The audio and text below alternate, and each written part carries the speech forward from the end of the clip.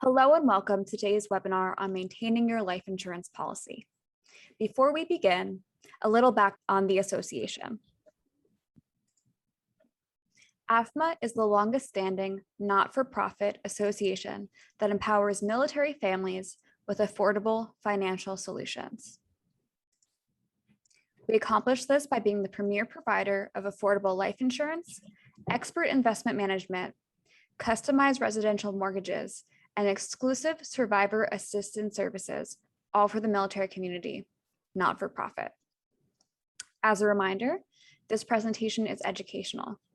It is for general information only and is not specific investment, legal, or tax advice for any individual. Do not rely on this presentation alone to guide your life insurance decisions. For individual advice, please contact us directly. I will now turn it over to our presenters to begin the webinar. Hi, welcome to all of those who are joining us today. My name is Clifton Brown, Vice President of Insurance Operations. My name is Jaye Anne Beringer. I am the team lead of the Applications Processing Department. My name is Lee Bibb. I'm the Senior Representative in the Policy Services Department. Great. I think we're all excited to share some great ideas today regarding maintaining your life insurance policies. In our experience, many clients purchase their policies and file them away and forget to make updates to them or even completely understand how they work. This may be due to the longevity of a life insurance policy. For example, consider this next slide. Many policies are purchased when the insured is young, maybe at birth or another life event like getting married, joining the military, or buying a home. These early policies can literally last a lifetime, depending on what type of insurance you purchase. Even some policies purchased later in life can last decades. We recommend dusting off those policies every once in a while to understand the benefits that your policy entails, and perhaps some updates that you may want to make along the way. We'll cover some basic things to consider in this presentation. At this point, I'm going to pass it to Jaye Anne to discuss policy roles and benefits. Hello, everyone. So the reason that we're starting with policy roles is because it's the who's who of life insurance. So when you buy life insurance, you're basically buying a promise that the life insurance company is going to pay a certain amount of money to a certain person when somebody dies. And all of those people are spelled out in the life insurance policy. So the insured is the life covered by the policy. So the person who, when that person dies, that's when the life insurance policy pays out. The owner is the person who controls the policy. Those are not always the same person. And the owner has all of the decision-making power on a particular policy. It's very common when one spouse is covered and the other spouse is the owner. If those two people are no longer married, the person who owns the policy still controls, even though the original spouse is the insured. So those are some of those things to keep in mind. The person who pays for the policy may not be the same person as the owner. The person who receives the benefit of the life insurance, they're called the beneficiary. They're obviously not going to be the insured, but they could also be the owner. The member, in our case, we have another role called member, and that is somebody who actually qualifies for AAFMAA and is eligible for their benefits. And that's common in a lot of membership type organizations that offer life insurance, that there's also this other role called member. So just to recap, the insured is the person whose life is covered and the benefits pay out when that person passes. The owner is the one who controls the policy, and that may not be the same person as the insured. The payer pays for the policy. Beneficiaries are the ones who receive money from the policy proceeds, and the member is someone who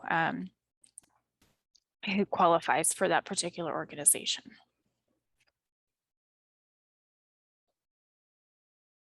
So understanding how your policy works. Number one is you want to review your terms and conditions. So when you receive a policy from a life insurance company, you, first of all, you only receive that policy when you've paid the first premium, and that's going to be across the board. And that's part of what's called consideration. So a lot of people call in and say, hey, I haven't gotten my policy and I don't want to pay for it. Well, that's how that works. So you won't even get to see your policy until you've made that deposit. So the first thing to look at is the terms and conditions. What are the rules about my policy? Some companies are going to have something that says, oh, it won't be this policy won't pay out under certain conditions like suicide, or they won't pay for war, or things like that. Now with AAFMAA, we don't have a lot of those because of who we're serving, but that is something to make sure you're reviewing with your policy. What are the terms and conditions? Number two, you want to look at conversion options. And what conversion is it's turning one policy type into another policy type. So if I have a term policy and I want a whole life policy and I don't want to go through underwriting, it sounds really great for me to be able to just get that whole life policy without any underwriting. But there's a lot of companies and a lot of rules around when and how you can convert and what type of policies you can convert into. So make sure you read your terms and conditions to find that information. 3 is termination options. So what does it take to actually stop your policy? Do you need to pay for a certain period of time before you're allowed to stop? If you have not paid for the year, do you have to pay a certain amount? For a lot of whole life or permanent policies, then we're talking about how much cash value are you able to get out of the policy and when, right? Because a lot of cash value type policies with other companies have a cash surrender value, which is different than your cash value. And especially in the early years, that cash surrender value may be a very small fraction of the money in that policy. That's not true with AAFMAA because we have a return of premium guarantee, so we don't have a difference, but most companies have a huge difference in that cash value. The next thing you want to look at is additional coverage items. So can this policy cover my children? Does this policy cover my spouse? Or kind of in tandem with 5, can I add a rider onto this policy? And AAFMAA only has one rider, and that's to add a child to or a spouse to your level term 2 policy. Many insurance companies have rider options, which is just ways to enhance different benefits to your policy. So for some companies, that may be a accelerated death benefit, which means that you get to pull money out of the policy early if you have a terminal illness. There may be a rider for return of premium.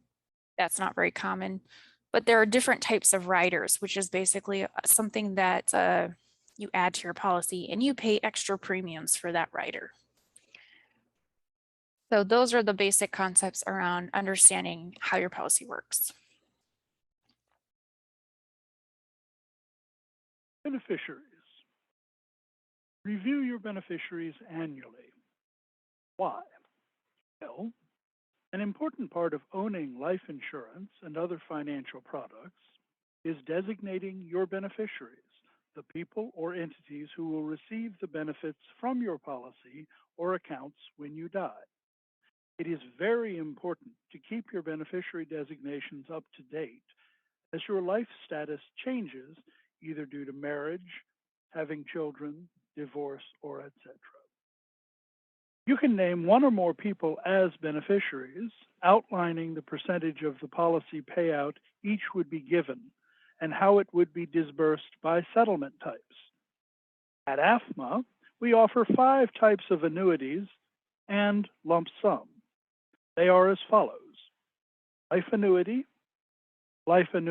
with 10 years certain, life annuity with 15 years certain, life annuity with 20 years certain, interest only, and lump sum. For example, I might name my two sons as primary beneficiaries, each to get 50%. Son number one's settlement option is lump sum, and son number two's settlement option is 10 years certain, as son number two is more a spendthrift sort. I can restrict the settlement types, i.e. payout to be lump sum or annuities, or I can just leave it up to them to decide at the time of payout by not restricting the payment options. Another example would be to name a business entity such as PETA. I would just need to provide the name, address, phone, and EIN of said business entity. If you don't name a life insurance beneficiary, or all your beneficiaries pass away before you do, your estate becomes the beneficiary. This means the life insurance proceeds go into estate probate.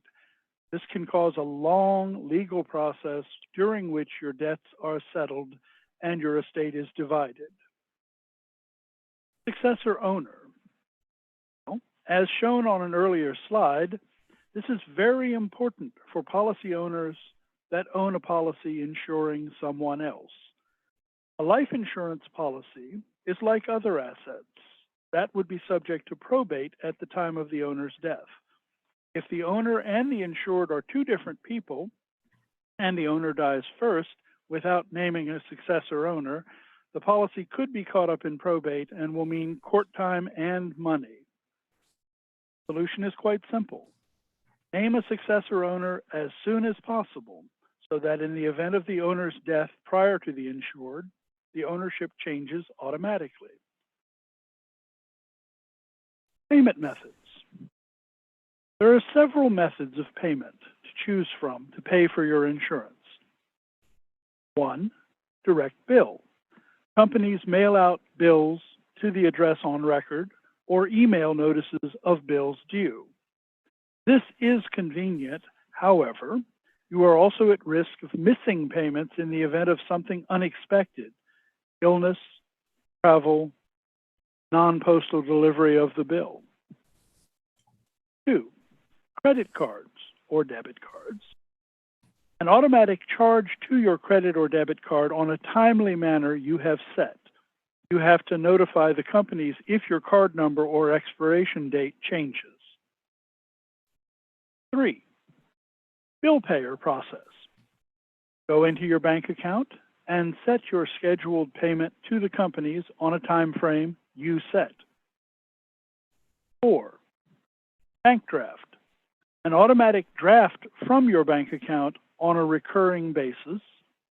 And 5. Allotment.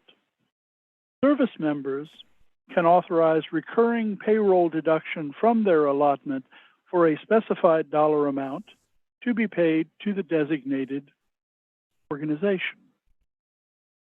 That is it for payment methods, and I turn things back to Cliff. Thanks, Lee. Now that we have a better understanding of maintaining critical aspects of a life insurance policy, there's one last thing to consider. It's important to keep your contact information up to date with your insurance company. This information should include your address, phone number, and email for at least the owner of the policy. And it's a good idea to provide that information as well for the insureds and the beneficiaries as well. This way, your insurance company has a confirmed method to contact you regarding critical components and advantages of your policy. Jaye Anne mentioned conversions. Insurance company will reach out to you when you have those conversion rights coming up. Lee mentioned possibly missing a payment if you're paying manually. If we have your updated information, we have a way of reaching you to keep your policy from lapsing. How do you keep this information up to date? Many companies have a call center that you can contact or an agent that can assist. Often you can find an online portal that you can update your information on at your convenience. At AAFMAA, you may contact our policy services department at 800-336-4538 or email us at policyservices@afma.com. We also have a member center that the owner of the policy can sign into to make updates to that policy. I hope you find some of this information to be very useful. Thank you for attending today, and I'll now pass it over to Kathleen. Thank you so much for that informative presentation. We appreciate you taking the time today to speak with our members about these important factors of their life insurance policies. So we'll go ahead and break here for now, but please don't hesitate to reach out to us for assistance whenever you need it. We do this every day for our military community, and it is our pleasure. Again, if you'd like to contact Policy Services, the contact information can be found here on our slide, or for more general information, feel free to visit us at AAFMAA.com. Thank you again for joining us today, and we look forward to seeing you next time.